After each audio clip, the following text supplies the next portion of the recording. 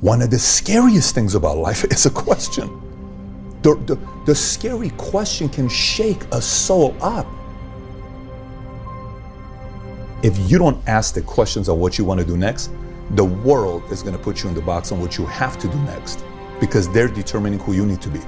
And you are rising up to their expectations because you're not asking the questions yourself. So clarity to me is stemmed from you being able to sit down and ask those tough questions that piss you off, that irritate you, that make you emotional, that you cry over, that you reflect, that makes you want to do research, that makes you follow up, that makes you sit down and say, I don't really know.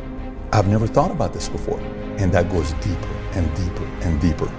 We don't spend enough time with why to. Why to is linked to identity. How to is systems, learning. It's a skill set. Anybody can pick that up. So identity is you asking the questions until eventually you get to a point that you get to the deeper part of who do you want to be? What life do you want to live? And why do you want to live this life? Why is it important to you? Why is it worth you putting through all these hours? Why would you want to do that? What's your why? Why do you wake up in the morning? Why do you put on that jersey? Why do you go out and practice? Why? If y'all gonna be great on that field, you gotta have a why. You gotta have a reason for why you do what you do. The problem with some of y'all, the reason why you don't give 120% every doggone time you get on the field, because you ain't got a why for what you do. You ain't got a why. I walk in the room, I can see some of y'all. I spoke to all of y'all when y'all came in for the most part. Why? Because I'm looking in your eyes and I see some of y'all and you ain't serious. And you think you about to go out there with the Ray Lewises of the world? Upon those people that I love, I wish self-hatred, difficulty, calamity, the knowledge of total loss and destruction. And because from that, you will find out the answer to the only question that matters. Will you endure? That's really at the center of every great accomplishment, is somebody gets fed up with the way that things are and they hit rock bottom and they either stay there or they get up, they brush themselves off, and they now have a new fiery tenacity and they're going to accomplish something, and that's it. And learning to harness the negativity in your life, learning to harness the rage inside of yourself, learning to harness the things about yourself that you don't like is powerful. And when people try to only see the beautiful in life, it's like, I get the inclination, but you're missing out on a really powerful tool, and that is anger and disappointment and betrayal and ruin and just abject failure on your part is something you can learn from and is something that you can use to drive you. So I have one superpower, and that's the ability to suffer. I can suffer unimaginably. I'm just willing to do that. I have a vision for what my life can become, and I know that I'm going to have to work my ass off to get there, so I'm willing to put my nose down and just fucking grind it out. And if I have to endure and suffer, then so be it. And because my identity is wrapped up in being somebody that can do that, like, I really, when I'm in the middle of suffering, I almost extend it with sort of this internal glee of, see, I can do it. We don't take the time to say, what are the values and principles that I'm willing to build my life on? What are they? And what really are they? What are you willing to really stand up for? You know, what is your core belief system? You know, are you a certain belief because you live in a certain city and you have to be? Are you thinking about money in a way because your parents looked at money that way? Maybe your parents don't like money because they didn't want to work for money. Maybe they're out and, you know, their escape was they had a nephew or a niece or a brother or a sibling or somebody that did better than them. So for them to prove to you that they still did their part right is to belittle that person. Listen, our parents are still human beings. You know, we look at parents as they know everything. They're the almighty. Parents make mistakes. Parents don't have everything figured out. They're trying to figure it out for themselves. So I think the solution for you to become free is you got to question every single thing. The idea isn't to question and change. Like, the idea isn't to say, I question it and they're wrong, so I change everything. No. If you question it, your argument and belief system in that value or principle could actually go a layer deeper than you currently are. And if it goes a layer deeper than you currently are, then it becomes a conviction. And you give me anybody that leads an army, give me anybody that leads a country, give me anybody that does anything that impacts the world, their convictions are at a higher level than yours. Everybody has convictions that they live with. Alignment it's so critical to me.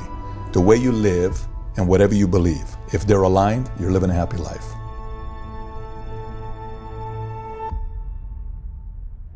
Any of you listening in today are listening because you want more from life. You want more. And you know at some level of your being that you are capable of achieving more. Maybe you've already achieved a lot. Maybe not. Whatever the case, you are hungry for more. You're not like the rest. You don't settle for an easy life. You don't take the easy option or the safe path. You know you deserve more, and you want to set an example to all those close to you that a better life is not only possible, but your birthright. No matter where you are in life, at the bottom, in the middle, or currently at your peak, there is always another level. To get to that level, you must grow and you must push yourself. You must demand more of yourself than anyone else would ever expect, more than anyone would expect of you or of themselves. To get that better life, to reach your true potential, you're going to have to think like successful people think. You must understand two very important principles that I guarantee you all successful people live by. If you do these two things consistently with your full commitment, I guarantee your results will explode and your life will turn into the magical journey it is meant to be. Number one, model success. What does modeling success mean? It means you find someone or several people who are living a life you would love to live, and you model them in your own way to get your own unique result. Isn't this copying? No, it's not copying. You model them in your own way. You take parts you love and you model them to suit your life. You learn from great teachers and mentors and apply their teachings in your own life. You take things that resonate with you, the things you love about others or their teachings. You analyze how they do that or how they live that way and apply it to your life. Number two, get a mentor or a coach. First off, let me be very clear. You do not need a one-on-one coach to be successful. There's plenty of information provided all over the internet for free and at little cost in many great books that if you apply could easily create everything you want and more. So if you can do that, do it. Mentorship and personal coaching is only for those seeking the very next level. It is for peak performers, those who have already achieved a little or a lot, but are pushing for more impact, more growth and expansion. If you're not there yet and you can't afford it, you don't need it yet. Work your way up by finding mentors in books, on YouTube, on podcasts. There's so much material out there. Some of it is junk, let's be real, but some of it is life-changing. Find that content. Understand this, no successful person was born a success. Success is self-made, and it is self-made through learning and applying what you learn. There's no better way to learn than through a mentor you believe in and one you resonate with. Find someone who has a similar mission or belief to you and learn everything you can. NBA champion and MVP Stephen Curry said, to excel at the highest level, or any level really, you need to believe in yourself.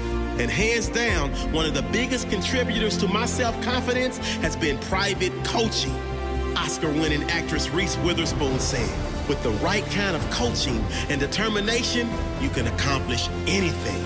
Tony Robbins said, everyone needs a coach, whether it's a top-level executive, a graduate student, a homemaker, a homeless person, or the president of the United States. And that's just the tip of the iceberg. There are hundreds of expert testimonials just like this. So many great athletes and leaders today would not be who they are without direct coaching and learning from great people and great ideas. Why? What does a coach do that you can't? A great coach will notice your blind spots. A great coach will guide you to noticing and working on your blind spots. Great coaches get that little extra out of you. When you think you're giving 100%, they find an extra percent. They hold you accountable. They work on your psychology. They get you aiming higher than your best results and greater than your greatest expectations. So wherever you are in your life journey, find a mentor, model success, and create your own amazing life. in your own unique way.